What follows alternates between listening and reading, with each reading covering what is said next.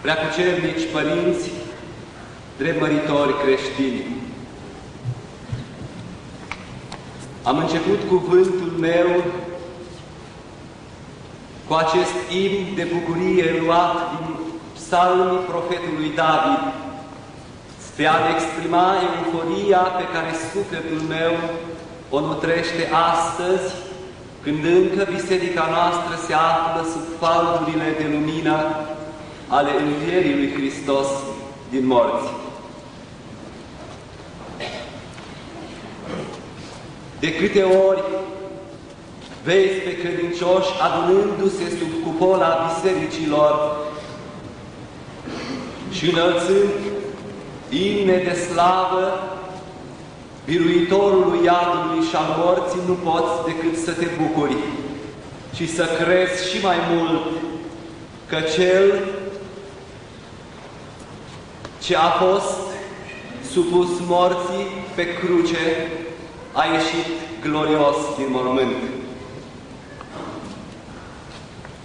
Spun că aceasta este ziua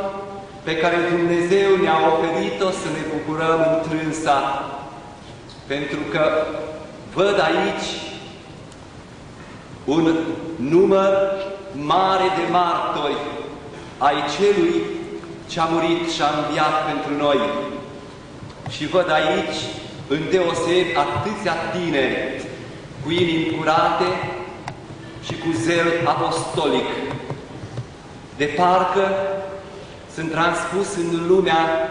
veacului apostolic, cu 20 de veacuri în urmă, când apostolii și mironosițele femei, văzându-L pe crucificatul înviat, s-au bucurat și au mers până la margini să vestească că El este viu, vorbește cu oamenii, mănâncă cu ei, le vorbește și le vestește pacea și bucuria. Nimic nu mă încântă mai mult decât atunci când văd atmosfera sau ambianța profund duhovnicească, ambianță cu nimb mistic, cuvânt pe care putem să-l rostim astăzi fără frică, pentru că acest cuvânt exprimă în mod plenar ceea ce trebuie să fie creștinătatea la capătul celui de-al doilea mileniu, ceea ce trebuie să fie Biserica lui Hristos, pentru ca soarele mântuirii să strălucească în mod deplin în cele din urmă, pentru ca veacurile să fie încoronate și Împărăția lui Dumnezeu să se arate nouă tuturor până la palpabil și vizibil.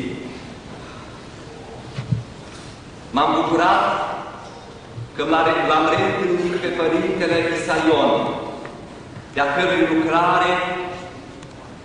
eminamente misionară am auzit și am știut de mult. Bucuria reîntâlnirii cu Părintele Isaion nu pot să o exprim în termeni adecvați, însă cred că este aceeași și de aceeași tensiune duhovnicească cum a fost la Ain Carem bucuria întâlnirii verișoarelor sfinte, Maria din Nazaret cu Elisabeta, mama Sfântului Ioan Botezătorul, și bucuria duhovnicească și pacea duhovnicească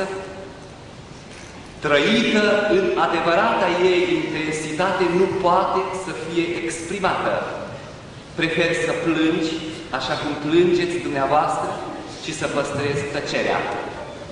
Pentru că misterul marilor trăiri se exprimă prin tăcere.